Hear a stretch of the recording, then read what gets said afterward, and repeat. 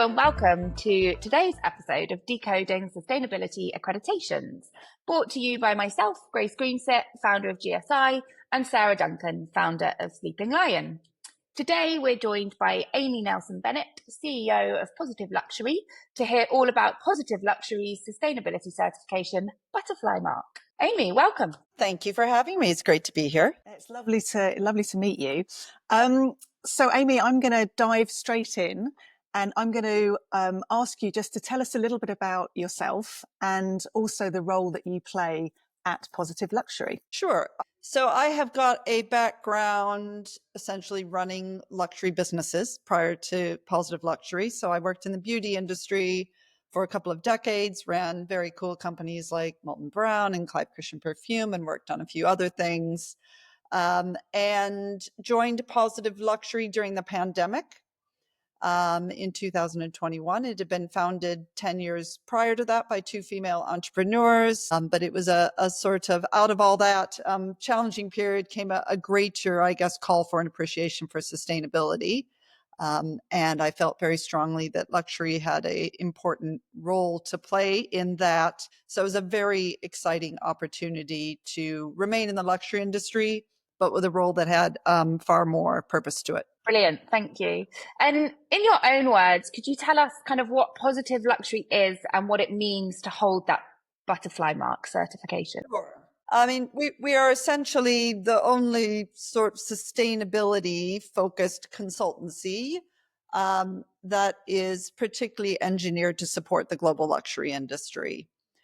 We work across 6 different sectors. So we work across fashion, accessories, and interiors, premium drinks and beauty, jewelry and watches, and then the travel and leisure space. So we see across that, but everything in the sort of premium luxury and very sort of high luxury segments of those markets.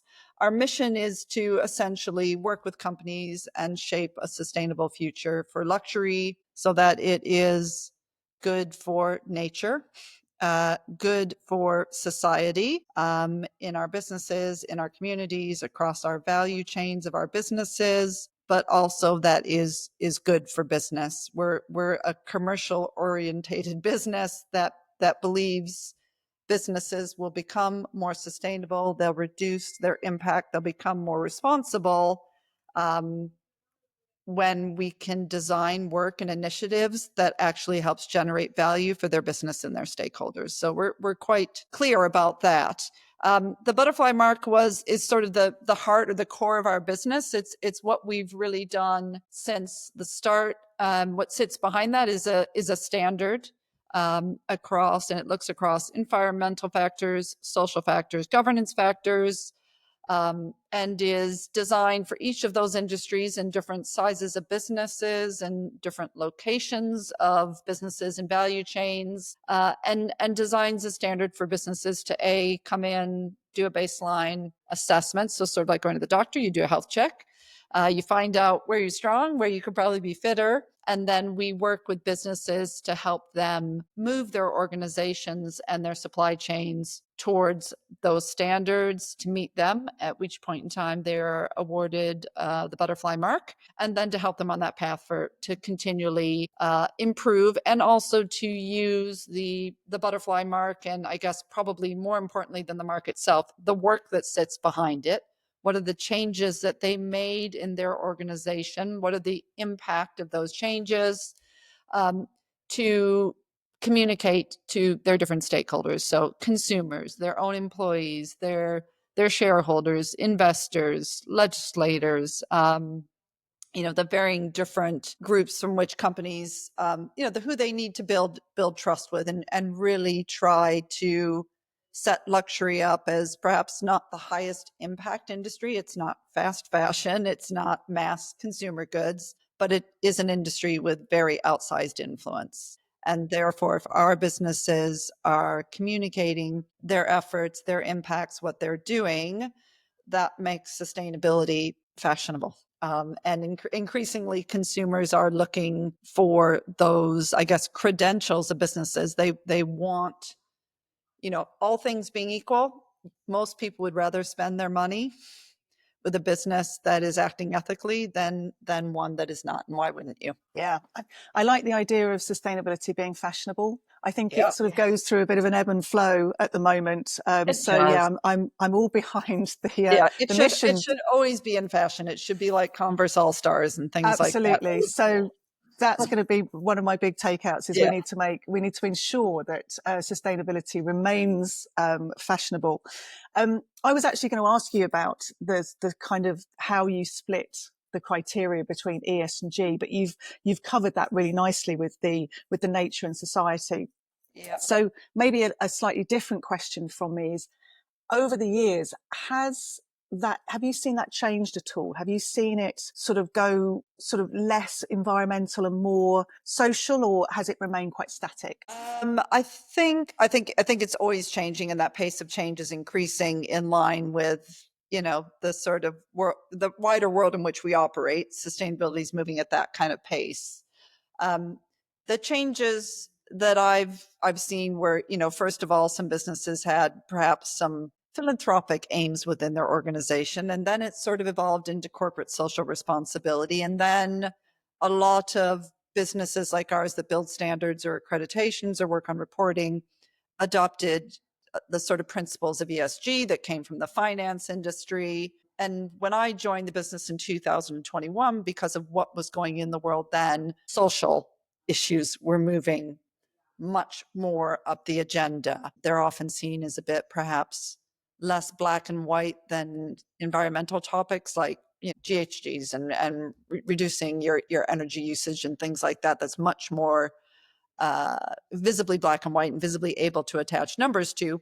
But social came up the agenda. But at that time, it was also a sort of best practice was you were looking across a lot of different topics within each of those three areas, whether it's environmental or social or governance, which for us is more, I guess, the sort of ethics and framework and culture by which you run your organization.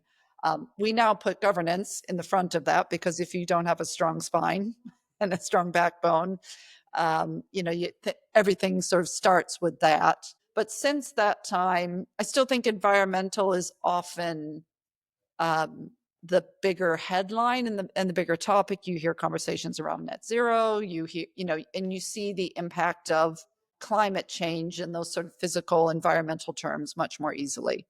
The social risks to business and the social impact to society are, I would say, as equally important, if not more impactful, and will become more so. What we have seen in a change in practice, and I think it's a really good one, and I think it is accelerating right now, is sustainability became very broad. Reporting requirements became very big and very deep. And we support legislation. Obviously, it helps, set a sort of minimum standard that businesses and corporate world has to work towards. But within all of that, it just sort of grew. Sustainability practice became quite burdensome, became almost bureaucratic. There's almost box ticking. It became about compliance and reporting and less so about why are we doing this?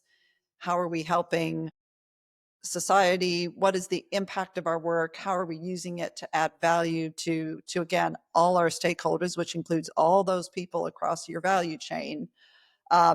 And some of the changes, whether it's EU legislation or just a shift in best practice to getting businesses to focus on a fewer number of material topics that are really, really important to their organization. They're either big risks they need to address, and or they're real opportunities for that organization to sort of go deep into that and do something that's very, very high impact for themselves and for the external world. And I think that is a really positive opportunity for businesses like ours and practitioners in sustainability to really connect the dots between the positive impact that focusing on this can have, not just on the external world, but also on the value of your organization, on the future prospects and relevance of your brand and your organization, and becomes a sort of smarter way of approaching sustainability that I believe will have better long-term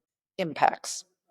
I think that's really important. And that shows the authenticity of sustainability, because once you've kind of taken the wider world of sustainability and you've made it work for you and your business and really aligned it to your own values, I think that's where externals, you know, whether it's your stakeholders, your customers, your guests at a hotel, it feels authentic once it's actually personal and we can see it happening and working, rather than it just being everyone doing the same thing because they feel like they have to. Doing it, you know, here's a 130-page impact report. Good luck with that. You know, no normal person wants to digest that. Yeah. It's tough. It's really tough for businesses because I think a lot of times they're under pressure. There's an expectation for them that sustainability means you're great at everything. You know, you're doing all things really well. And some of the changes for organizations that have been in business, you know, we work with businesses, they're on their sixth or seventh generation, they're long-standing family businesses, they're big organizations, thousands of suppliers. It's complex. You don't switch overnight. So I think businesses also are dealing with pressure for that. Every issue they address and the way they address it is very black or white. There's a good way and there's a bad way.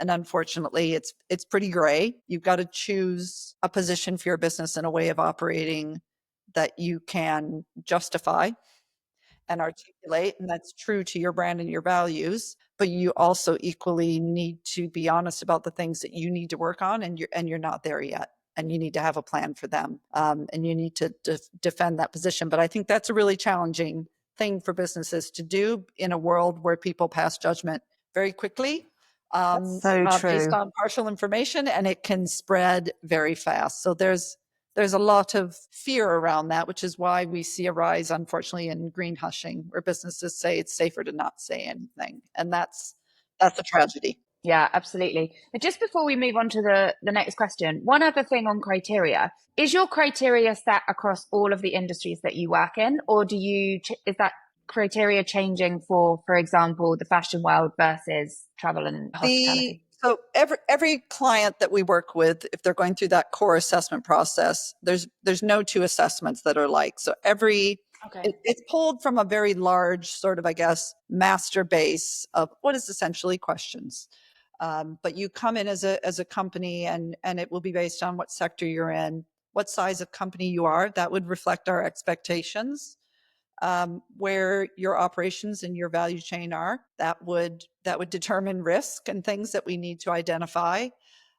What sort of business do you operate? Are you just a product designer? Do you have manufacturing facilities? We have people in hospitality that they're landowners. They're actually in some way farmers. If you know their businesses go back to agriculture and land use. We have to understand all those things in order to generate an assessment that is as relevant as possible to that business. And that's important. So that is completely unique. What is consistent is within that assessment framework, the sort of standards or score a business has to reach. So to be Butterfly Mark certified, you have to get at least a 50 in environment and in social and in governance. And your overall score has to be well above 50 to do that. And if you're a business that is reassessing, because our businesses have to update this process every 2 years, you have to show progress on that score in order to remain certified. So you can't be very strong in one area and weak in the other and get a balanced score and call it good enough. We have to ensure that there's, I guess, baseline requirements and minimum standards that would allow a business to safely make claims. And then beyond that, they can develop strengths in different areas. Brilliant, thank you. And how do you measure that environmental and social impact? Are you looking for specific proof points? What evidence are you looking for there? We spend a lot of time. We have a large team of people here, and we're just starting to harness sort of greater clever technology to help us with this. But yeah, hundreds of data points. Almost everything, outside of what we call sort of general company information, most things require evidence. And that could be everything from, utility bills that evidence a trend in energy use over time, or water use, or things of that nature. Evidence of targets that you have set in the business and your progress towards them. Evidence around social topics, if you look at, employment practices and perhaps things of that nature, selection policies for your supply chain, how you monitor what goes on in your supply chain, what practices you have in place, all of that and a load of other things all have to be evidence. So that's really where the hard work comes in for clients, because that data, it exists in many formats in most organizations, but in 100 different places. Absolutely. Always. Don't we know it? I know. Right. That's always a Exactly. thing, So isn't it?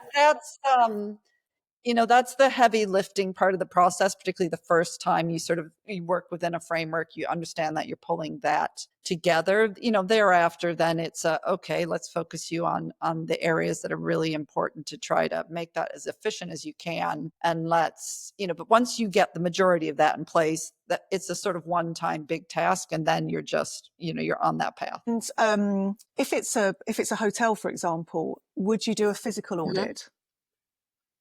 We don't do physical audits. The level of evidence that we require usually would cover us for that, particularly for a direct, like property specific site. And if you're larger organizations, we would expect evidence of formal audits by recognized organizations in certain cases. We work with and acknowledge a lot of other sort of, I guess, specialist accreditations, and a lot of them would be relevant to different sectors within travel and hospitality, where that a business that has an accreditation or mark or a label of some sort, we know what that stands for. So we know what they've had to evidence. We consider it credible. So that would count as evidence if we can see the updated information. Technology to measure and monitor food waste, or whatever it may be, things that are very specific to the leisure industry. Right. And they can show us that would count as evidence, but going on site isn't something that we very rarely do that. No, that makes sense, actually.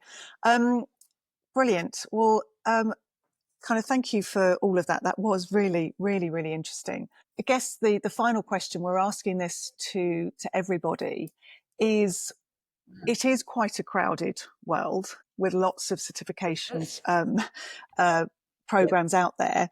So when it comes to positive luxury and it comes to the butterfly mark, what would you say in one sentence is your real USP? We are a luxury only business. So we really know the organizations that we support in the industry and supply chains that, that surround that. And the programs and services we offer reflect that. We're a high touch, relationship driven business that is about partnering with clients. We're not a SaaS business that really, holds their hand. We're an extension of the teams. We're an adjunct to their organizations, and we understand that it's a very brand led, consumer driven world in which they aim to be successful. And our job is to help them do the work and then communicate that work, and that the work and then using it to build trust are equally important to us and to our clients. Absolutely. Brilliant. There's a long sentence. That's all right. It's a long sentence, but an important one. Yeah. I mean, my key takeaway there is that you're an add-on to their team, and that's that kind of human relationship, that partnership, that, working together to achieve something, which is obviously really important. And so, Amy, tell us, where can listeners... Sorry, go on. I said it makes the work more fun for everybody. Oh, absolutely. Absolutely. And so tell us, where can we find out more about Positive Luxury and Butterfly Mark? You can find out more on our website. It's very simple, positiveluxury.com. We've got all the usual social channels that you would imagine. We do newsletters, we do publications. So if you come to our website and register, we would keep you in touch with everything. You can see all our clients, all our standards, all the work we do, all the sort of information research we publish, all open to the public and available. And you can always get in touch at any point in time. I'm on LinkedIn. So there you go. Amazing. I will be linking in with you after this. Cool. That would be great, Sarah. No, that was really, really interesting. Thank you. Thank you very much. Thank you both for your time today. Great conversation. Thanks, Grace. Thanks, Sarah. Take care. Thanks. Thank you. Bye-bye.